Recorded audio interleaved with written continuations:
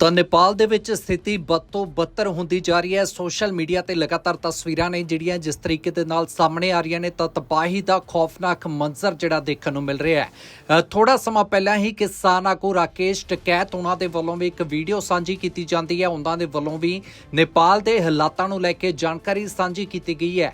ਇਸ ਸਮੇਂ ਸਾਡੇ ਨਾਲ ਫੋਨ ਲਾਈਨ ਤੇ ਕਿਸਾਨ ਨੇਤਾ ਰਾਕੇਸ਼ ਟਕੈਤ ਹੁਣੀ ਜੁੜੇ ਨੇ। ਉਹਨਾਂ ਦੇ ਨਾਲ ਗੱਲਬਾਤ ਕਰਦੇ ਹਾਂ ਅਤੇ ਨੇਪਾਲ ਦਾ ਉਹਨਾਂ ਤੋਂ ਹਾਲ ਜਾਣਾਂਗੇ ਕਿ ਕਿਵੇਂ ਕਿੰਨੇ ਦਿਨਾਂ ਤੋਂ ਵੀ ਨੇਪਾਲ ਦੇ ਵਿੱਚ ਸੀ ਅਤੇ ਆਖਿਰ ਕੀ ਕੁਝ ਸਥਿਤੀ ਇਸ ਸਮੇਂ ਨੇਪਾਲ ਦੇ ਵਿੱਚ ਜਿਹੜੀ ਬਣੀ ਹੋਈ ਹੈ। ਰਾਕੇਸ਼ ਟਕੈਤ ਜੀ, ਸਭ ਤੋਂ ਪਹਿਲਾਂ ਬਹੁਤ-ਬਹੁਤ ਸਵਾਗਤ ਵੀ ਹੈ ਸਾਂਝਾ ਟੀਵੀ ਤੇ। ਸਭ ਤੋਂ ਪਹਿਲਾਂ ਤਾਂ ਜਾਣਨਾ ਚਾਹਾਂਗੇ ਕਿ ਇਸ ਸਮੇਂ ਤੁਸੀਂ ਕਿੱਥੇ ਹੋ ਅਤੇ ਕਿਸ ਤਰੀਕੇ ਦੀ ਸਥਿਤੀ ਹੈ ਜਿਹੜੀ ਬਣੀ ਹੋਈ ਹੈ।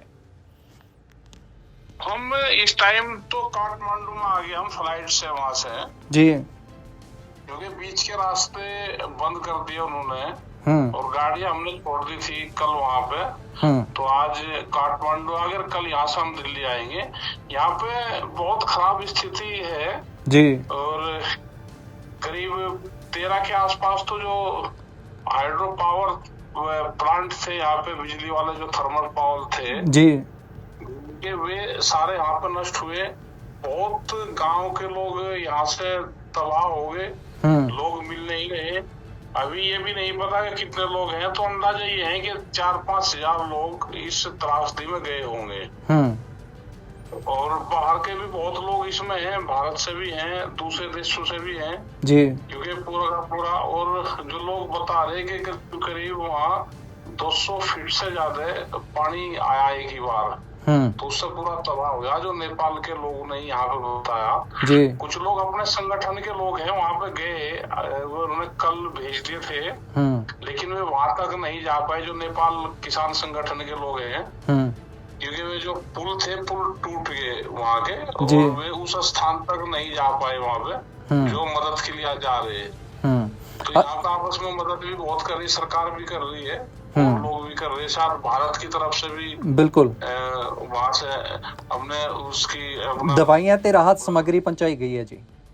राहत सामग्री गई, वो देखा हमने अपना मालवाहक जहाज जो है बड़े, बिल्कुल बिल्कुल, वो यहाँ पे एयरपोर्ट पे खड़ा हुआ था। तो हमारी फौज भी शायद एनडीआरएफ वाली टीम हमारी होगी जो हमने देखी वहाँ एयरपोर्ट पे आज, तो एनडीआरएफ शायद आई होगी या हमारे मिलिट्री के जवान थे वहाँ पे। ਅੱਛਾ ਟਕੈਤ ਸਾਹਿਬ, ਤੁਸੀਂ ਕਦੋਂ ਨੇਪਾਲ ਪਹੁੰਚੇ ਸੀ? ਕਿਉਂਕਿ ਵੀਡੀਓ ਜਦੋਂ ਤੁਸੀਂ ਜਾਰੀ ਕੀਤੀ ਹੈ ਤਾਂ ਉਸ ਤੋਂ ਬਾਅਦ ਤੁਹਾਡਾ ਹਾਲ ਜਾਣਨ ਦੇ ਲਈ ਵੀ ਲੋਕਾਂ ਦੇ ਵੱਲੋਂ ਬਹੁਤ ਸਾਰੇ ਕਮੈਂਟ ਕੀਤੇ ਗਏ ਨੇ। ਤੁਸੀਂ ਆਖਿਰ ਉੱਥੇ ਕਦੋਂ ਪਹੁੰਚੇ ਸੀ ਨੇਪਾਲ ਦੇ ਵਿੱਚ? यहाँ पे एक मीटिंग थी, कुछ जी लोगों से मिलना था जी, यहाँ पे हमारे पुराने संगठन के मेंबर पार्लियामेंट थे तो उनसे मिल रहे थे। शांता मानवी है और प्रेम सिंह है जो भी सांसद है यहाँ पे, तो उनसे मिले। फिर हम पोखरा चले गए थे, बाई रोड गए थे, लेकिन वापसी में फिर वो रास्ते बंद हो गए वहाँ पर कल जी, तो गाड़ी हमने उधर ही छोड़ दी और वहाँ से फिर फ्लाइट से आज यहाँ पे आ गए। ਤੁਸੀਂ ਤੁਹਾਡੀਆਂ ਗੱਡੀਆਂ ਹੁਣ जी, बड़ी चीज यहाँ पे ये हुई कि हमारे वहाँ पे अगर फ्लाइट भीड़ बढ़ जाती है तो उसके रेट बढ़ाती है फ्लाइट वाले, अपने महंगे दाम पर टिकट बेचते हैं जी। यहाँ पे ऐसा नहीं, नेपाल में बहुत बढ़िया गल है। आई है और उन्होंने यहाँ पे फ्लाइट बढ़ा दी, टिकट के रेट नहीं बढ़ाए। और यहाँ पे हर आधा घंटे में 1 घंटे में वहां से पोखरा से फ्लाइट थी और उन्होंने रेट नहीं बढ़ाए, फ्लाइट बढ़ाई उन्होंने।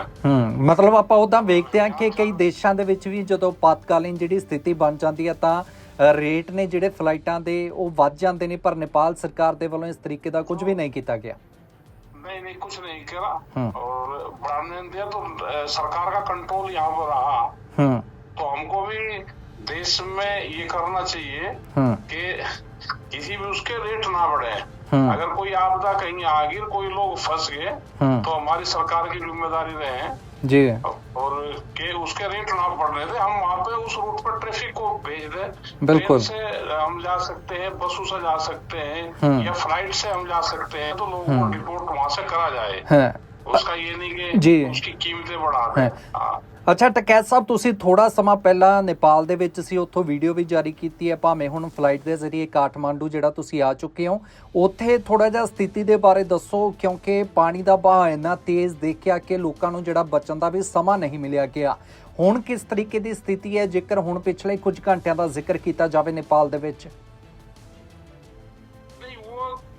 चाइना के बॉर्डर पे है वो, यहाँ काठमांडू में तो नहीं है।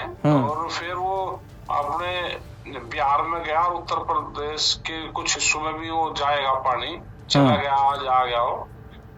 तो हादसा है वो, त्रासदी है। मतलब ਤੁਸੀਂ ਕਹਿ ਸਕਦੇ हैं कि भारत जी कह सकते हैं टकैत साहब के भारत ਦੇ ਲਈ ਵੀ खतरे ਦੀ घंटी है? बिल्कुल, इस तरह के जो ग्लेशियर होते हैं ये नुकसान करते हैं, तो इनकी निगाह रखनी चाहिए। और हमको डैम बनाने चाहिए बड़े, उन डैमों में ही ये पानी इस तरह का खप सकता है। अगर ऊपर डैम बने रहे तो सब कुछ कंट्रोल हो जाए। ये आपदा है, ये इस तरह की, बिल्कुल मानव द्वारा तो नहीं है, बिल्कुल नेचुरल डिजास्टर है, बिल्कुल। ਅੱਛਾ ਟਕੈਤ ਸਾਹਿਬ, ਤੁਸੀਂ ਜ਼ਿਕਰ ਕੀਤਾ ਕਿ ਜਿਹੜਾ ਚਾਈਨਾ ਦੇ ਨਾਲ ਲੱਗਦਾ, ਚਾਈਨਾ ਬਾਰਡਰ ਦੇ ਨਾਲ ਲੱਗਦਾ ਇਲਾਕਾ ਨੇਪਾਲ ਦਾ, ਉਹ ਜ਼ਿਆਦਾ ਪ੍ਰਭਾਵਿਤ ਹੋਇਆ। चाइना का बॉर्डर है, चाइना में भी नुकसान है वहाँ पे जी। और उससे लगता है जो नीचे का नेपाल का बॉर्डर है, शहर थे, गांव थे, तो बहुत गांव तबाह इसमें हुए हैं। जो नदी थी, नदी के आसपास बहुत सुंदर वहाँ शहर, वो गांव बसे हुए थे, तो वे पूरे तबाह हुए। वहाँ स्कूल थे, बोर्डिंग स्कूल है, वो स्कूल तबाह हुए। और वहाँ सैनिक थे, जो इमिग्रेशन सेंटर वहाँ पे था, 5 बैंक वहाँ पे थे जी, बैंकों के कर्मचारी थे, मतलब वहाँ हजारों लोग तो वहाँ इमिग्रेशन में उसमें ही काम करते थे वहाँ पे जी। क्योंकि वे सारी खबरें आई नहीं, तो नेपाल के लोगों ने ही बताया कि वहाँ बहुत भीड़ रहती थी जी। वहाँ 500-700 जो गाड़ियों का रूट था, वहाँ से जो चाइना से गाड़ी आती थी नेपाल में, तो उसी रूट से आती थी वे गाड़ियाँ। तो वहाँ गाड़ियाँ बस वे बहुत खड़ी हुई थी, स्टाफ था उनका वहाँ पे। ਅੱਛਾ ਫਿਲਹਾਲ ਦੀ ਘੜੀ ਟਕੈਤ ਸਾਹਿਬ ਗੱਲ ਕਰੀਏ ਕਿ ਵੈਦਰ, ਮੌਸਮ ਕਿਦਾਂ ਦਾ, ਕੀ ਅਜੇ ਵੀ ਬਾਰਿਸ਼ ਹੋ ਰਹੀ ਹੈ ਜਾਂ ਰੁਕੀ ਹੋਈ ਹੈ, ਮੌਸਮ ਸਾਫ਼ ਹੈ ਉੱਥੇ? मौसम तो साफ है, यहाँ पर तो मौसम साफ है, यहाँ पे ज्यादा प्रभावित नहीं। काठमांडू में तो ठीक है मौसम, बारिश होती भी रहती है, यहाँ नहीं। ਅੱਛਾ ਟਕੈਤ ਸਾਹਿਬ, ਤੁਹਾਨੂੰ ਕੀ ਲੱਗਦਾ ਕਿ ਇਸ ਸਮੇਂ ਸਭ ਤੋਂ ਜ਼ਿਆਦਾ ਜਿਹੜੀ ਮਦਦ ਦੀ ਜ਼ਰੂਰਤ ਹੋਵੇਗੀ ਕਿਸ ਚੀਜ਼ ਦੀ ਹੋਵੇਗੀ? ਕਿਉਂਕਿ ਦੇਖਿਆ ਕਿ ਦਵਾਈਆਂ ਭਾਵੇਂ मेडिसिन चाहिएगा, क्योंकि जब इस तरह का हादसा होता है तो बीमारी फैलती है जी। वहाँ पशु भी थे, आदमी थे, तो वहाँ उनको राहत सामग्री यही है कि उनके मकान साफ करवा के बनवाए जाए, कपड़े की जरूरत पड़ेगी, उनको मेडिसिन की जरूरत पड़ेगी जी, वहाँ पे बीमारी ना फैले।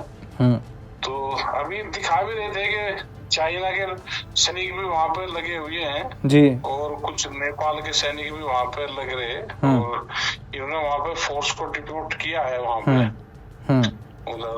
और हमारे संगठन के लोग हैं, वे भी गए, आज का तो नहीं पता उनका कहाँ जी, लेकिन कल भी वहाँ तक नहीं जा पाए थे, तो क्योंकि सुबह ही ये हादसा हुआ, लोग सो रहे थे, 6 बजे के आसपास की ये घटना थी। ਮਤਲਬ ਜਿਵੇਂ ਤੁਸੀਂ ਵੀ ਜ਼ਿਕਰ ਕਰ ਰਹੇ ਹੋ, ਕਿਉਂਕਿ ਹੁਣ ਤੱਕ ਖਬਰਾਂ ਦੇ ਵਿੱਚ ਵੀ ਦੇਖਣ ਨੂੰ ਮਿਲਿਆ ਕਿ ਦਰਜਨਾਂ ਪਿੰਡ ਨੇ ਜਿਹੜੇ ਤਬਾਹ ਹੋ ਚੁੱਕੇ ਨੇ, ਬਿਲਕੁਲ ਸੱਚ ਗੱਲ ਹੈ ਇਹ?